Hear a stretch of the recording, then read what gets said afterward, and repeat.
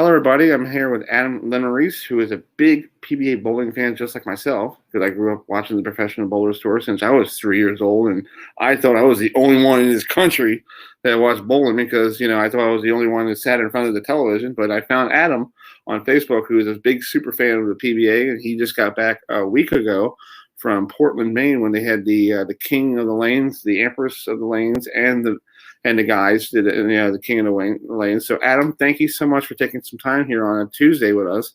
Talk about the experience. How did you decide to go to Portland, Maine? Because it seems like a cool place to go for when they get away from the heat. Well, I've been going to Portland, Maine since 2018 because of the PBA League, and I'm actually from New England. I lived in New Hampshire for 13 years before moving to North Carolina in 1997. And when I went to Portland, Maine in 2017, it was the first time in over 20 years that I'd set foot in any part of New England.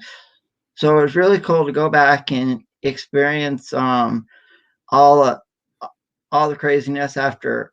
And actually, how I decided on Portland, Maine is because I was watching the PBA League the year before, and I saw it, and I was like, "Oh my gosh, I gotta go there!" So Cool. I went up there to Portland, Maine, and it was to let the fans know it's one of the coolest places on the PBA tour. And if you are a fan, you need to get there and experience it because those fans in Portland, Maine go absolutely crazy when the PBA tour is there, and all of the bowlers love it. I believe that Pete Weber has said it's one of the greatest places he's ever been.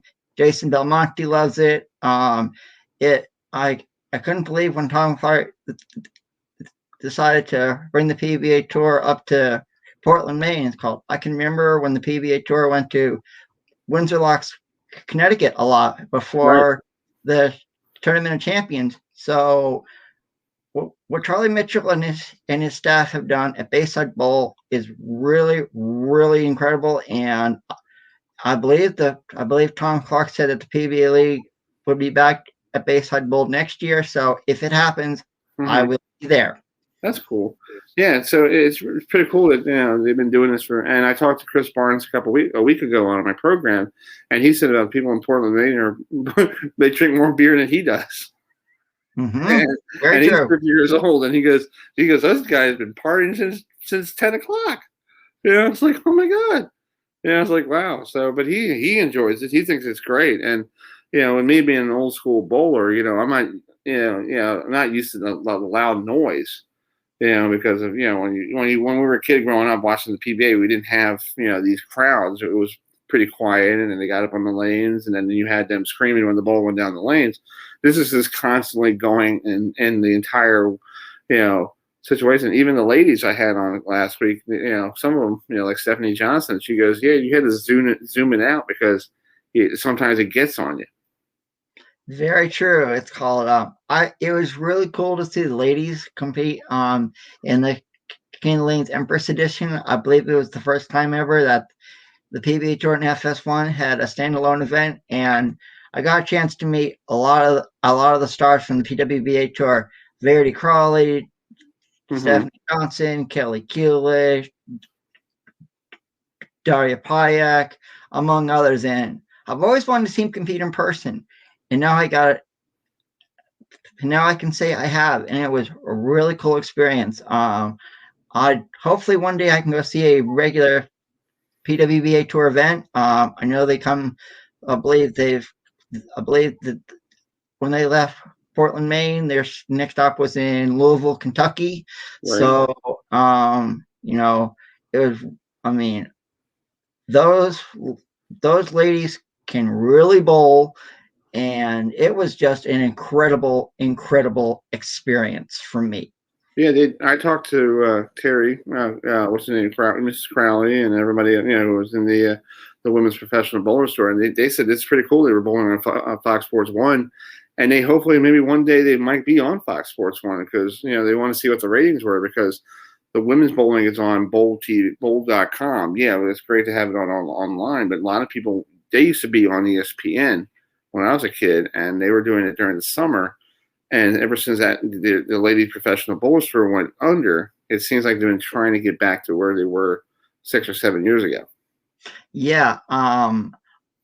Those ladies absolutely. I don't think they've ever, out of all the stops they've ever gone to, I do not believe that they've ever experienced a crowd like they did at Bayside Bowl. Those the ball polling community, they go absolutely crazy. That they actually have leagues up there, like I believe on Thursday nights, and I mean that atmosphere.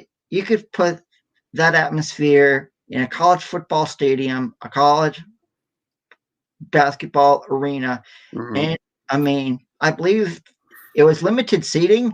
And I believe it was like 200 people, but like Dave and Randy said on the shows, you think it was 1,000 there because we were hooting, hollering, Right. and it was like you think that the PBA. I mean, it was the first time that the PBA Tour had fans since the 2020 U.S. Open in Lincoln, Nebraska. So Wow. you know, Yeah. it was like it was a party atmosphere. It was nuts. I got a chance. I got a chance to see friends that I haven't seen since 2019 that Mm-hmm. were up there. So you know, it was one of the greatest vacations I've ever had, and overall, I mean, it is an honor and privilege to see some of the best bowlers in the world compete. You know, Mm-hmm. I've gone to so many places across this country. I've been to Indianapolis, Indiana, Reno, Nevada twice for the World Series of Bowling, Shawnee, Oklahoma, and Portland, Maine, 3 of the last 4 years, excluding last year because of COVID. Mm-hmm. You know, it's truly a remarkable experience. And for the listeners that are watching, or for the listeners, if you've never been to a PBA Tour event and you really want to go, do not be afraid to chase your dreams. It was a dream of mine as a little kid growing up, watching the PBA Tour, living in New Hampshire. And in 2015, I went to Indianapolis, Indiana to see the Tournament of Champions. And overall, I loved it. And, you know, it's my vacation every year. From my job, I work at a grocery store here in North Carolina. So I've Mm-hmm. worked a lot during the pandemic. So it was a great getaway for myself. It was great to see so many friends, especially people from the PBA tour I haven't seen in a long time. Tom Clark, met Right.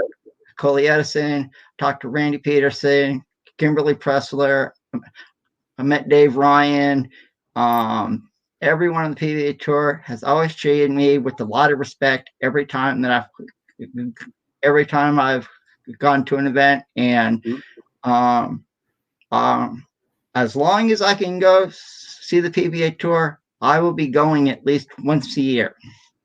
That's cool. That's awesome. Yeah, I know Dave Ryan really well. He comes on my program once in a while. We talk football every other. Plus, we more or less talk about bowling as well. And I met Randy Pearson long time ago up in Forest Hill. We had here in Maryland. We had a regional, and he came up with Tim Chris and Walter and all that stuff, and it was pretty cool. And I had a college sports show at Hartford Community College, and my mom, I had them all come on one night, and my mother said it sounded like a campfire, show with everybody talking the stories about people and how they bowled in different areas. And Baltimore used to be a great stop because when I was a kid, it used to be the Fairlanes Open here. And then when I was a kid, I had a chance to see them down here in the Baltimore Open, down here in the Country Club Lanes. And I personally know Danny Wiseman and Tim Chris, who are from this area, and they're good friends of mine because I could call them up and say, hey, Danny, can you come on? And he goes, yeah, Wiseman. Like, hey, Wiseman, you want to come on? Yeah, I'll come on. Hey, Tim.